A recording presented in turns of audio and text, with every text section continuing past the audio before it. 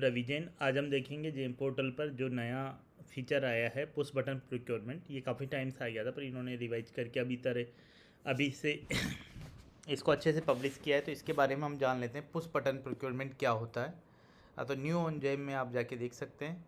तो push button जो procurement है, ये फंक्शनलिटी जो है इसमें क्या होता है कि जो बायर होता है ये एक टाइप का बिडिंग है।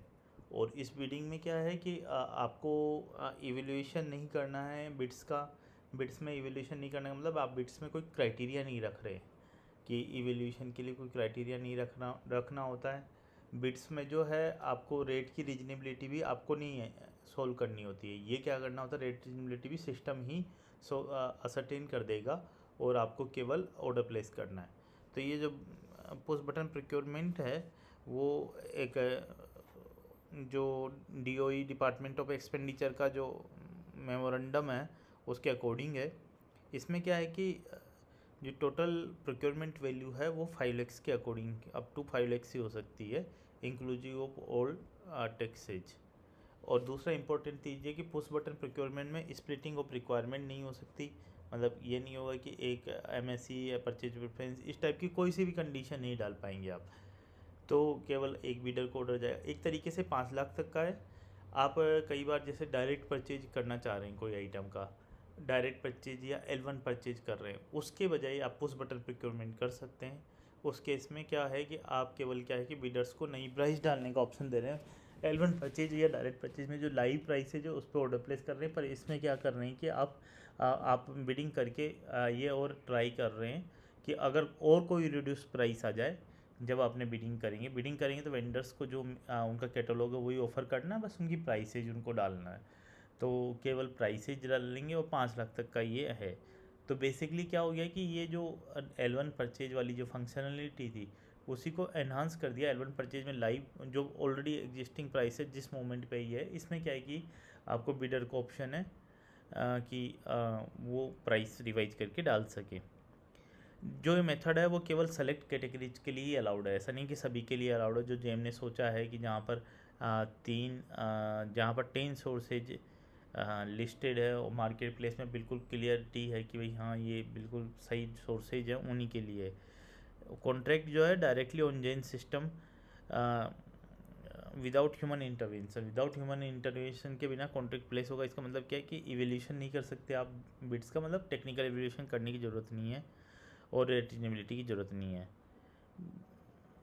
और बाकी कुछ कंडीशंस हैं जो कि वो जेम सिस्टम खुद आइडेंटिफाई करेगा। तो और ये दूसरा इसमें क्या होता है कि 5 बिड मिनिमम आनी चाहिए तभी आप ऑर्डर प्लेस कर पाएंगे, और मिनिमम 2 डिफरेंट ब्रांड्स को रिप्रेजेंट करती हुई 5 बिड्स आनी चाहिए।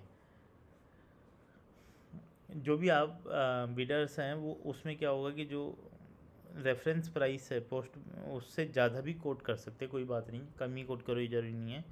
पर जो ऑर्डर जो है तभी प्लेस हो पाएगा जेम सिस्टम से तब जबकि जो प्राइस आई फाइनली वो क्या हुई कि आइडेंटिकल रिक्वायरमेंट्स में अगर जेम पोर्टल में जो सेम रिक्वायरमेंट में अगर जो लाइव प्राइस जो भी प्राइस है जो उससे कम होगी तभी हो पाएगा। इसका मैनुअल जो है हम लोग देख लेते हैं एक बार, बहुत सिंपल है। आपको मैनुअल देखने से पहले हम लोग इसमें जो है किन किन कैटेगरीज के लिए इन्होंने इनेबल किया उनकी लिस्ट देख लेते हैं। तो उस टाइप की कैटेगरीज जो आप देखेंगे कंप्यूटर प्रिंटर इस टाइप की इन्होंने 50 कैटेगरीज में, मेडिकल सेफ्टी ग्लास बोटल्स इस टाइप की 50 कैटेगरीज में इन्होंने पुश बटन प्रोक्योरमेंट इनेबल किया है। ठीक है, ओके, तो आप समझ पा रहे हो। अब जैसे इसमें क्या है कि ये मैनुअल दिया हुआ है, सबसे पहले आपको लॉगिन करना है। और जैसे मान लो कि आपका कोई भी आइटम है सॉफ्ट, जो इन्होंने आइटम लिया है सॉफ्ट बिट कैट करके एक आइटम लिया है, और उसमें पुश बटन को आपको एडमिनिस्ट्रेटिव में ऑप्शन आ जाएगा। जो भी कैटेगरी इनेबल है हर कैटेगरी में ऑप्शन नहीं आएगा, उन्हीं कैटेगरी में ऑप्शन आएगा। आप क्वांटिटी वगैरह डाल दीजिए, पर आपका ये ध्यान रखिए 5 लाख से ऊपर तक का एस्टिमेट नहीं जाए। फिर उसके बाद आपको क्या करना पड़ेगा कि आपको जैसे आप पुश बटन लेंगे तो 3 OEM तो वो इंश्योर कराएगा, और आपको कंपेयर करके वो जैसे सिंपल L1 परचेज है उसी की तरह आप इसमें स्टार्ट कंपेरिजन कर लीजिए, और फिर उसके बाद कार्ट में ऐड कर दीजिए। जैसे कार्ट में ऐड करेगी तो आपके पास आएगा option create post button procurement notice. ठीक है, तो आप वो पुश बटन प्रोक्योरमेंट नोटिस आप क्रिएट करिए और इसमें बस आपको डिलीवरी पीरियड डालना है, बाकी और कोई कंडीशन आप नहीं डाल सकते।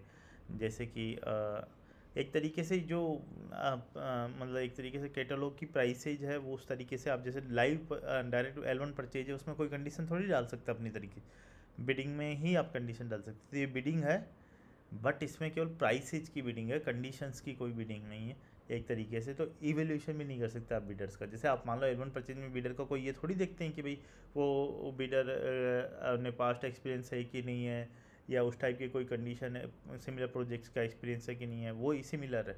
तो ये पुश बटन प्रोक्योरमेंट 5 लाख तक एक्सपेंड किया। ये जो कंसेप्ट मैं आपको बता रहा हूँ, आप अपने जो डिपार्टमेंट की गाइडलाइंस है कि वेदर वहाँ पर पुश बटन प्रोक्योरमेंट अलाउड है कि नहीं है, आप उसके हिसाब से पुश बटन प्रोक्योरमेंट कर सकते हैं। इसमें ये एडवांटेज है मिल सकता है आपको कि आपको जो है और लाइव प्राइसेज मिल जाएगी और कंपटीशन के चलते आप और लेस प्राइसेज में ऑर्डर प्लेस कर सकते हैं। ऐसे आइटम जो कि हाँ इसमें फिर आपको आपने सेव कर दिया तो ये पुश बटन प्रोक्योरमेंट पब्लिश हो जाता है।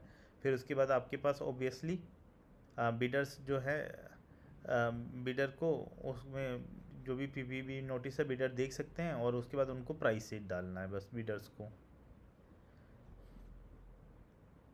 और फिर बायर को जो है वो सेलर की जो है नाम दिखाई नहीं देगा, जैसे L1 परचेज में कहाँ दिखाई देता है, सिमिलरली यहाँ है, बायर को कोई प्रॉब्लम नहीं।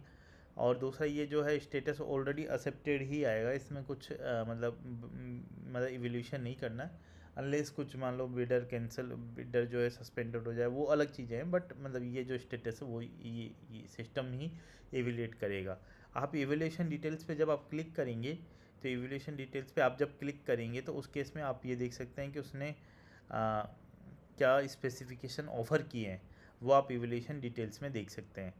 और उसमें जो है अब आप प्राइस ऑफरिंग बटन जो है व्यू प्राइस ऑफरिंग बटन पे आपको क्लिक करना होगा और OTP डालना होगा। उस टाइम OTP डाल के आप प्राइस बिड कॉल कर सकते हैं। जैसे आप प्राइस बिड खोलेंगे तो आपको जो है प्राइस से दिखाई देगी, उससे पहले आपके पास प्राइस नहीं। तो डायरेक्ट इसमें क्या है, विदाउट ह्यूमन इंटरवेंशन का मतलब ये नहीं है कि आपको प्राइस बिड ओपन भी नहीं करना है, वो सब तो करना है क्योंकि आपके पास ऑप्शन रहेगा कैंसिलेशन का भी अगर आपको लग रहा है। प्राइस ओपन करने के बाद आप देख लो, फिर प्राइस से जाकर फिर रेट रीजनेबिलिटी भी आपको इंश्योर नहीं करना है, आपको जो भी L1 प्राइस है वो दिखा देगा और L1 बिडर का नाम है वो भी अभी आपको पता नहीं रहेगा। और फिर आपको ऑर्डर टैब में क्लिक करके ऑर्डर क्रिएट ऑर्डर, फिर बाकी जो डिटेल्स है वो सब आप जो डबी डालते हैं वो डाल सकते हैं। उसी के बाद आपको ये बाकी तो सब कुछ वैसे ही हो गया जो कि L1 परचेज के ऊपर। आई होप इसका कंसेप्ट आपको समझ में आया होगा।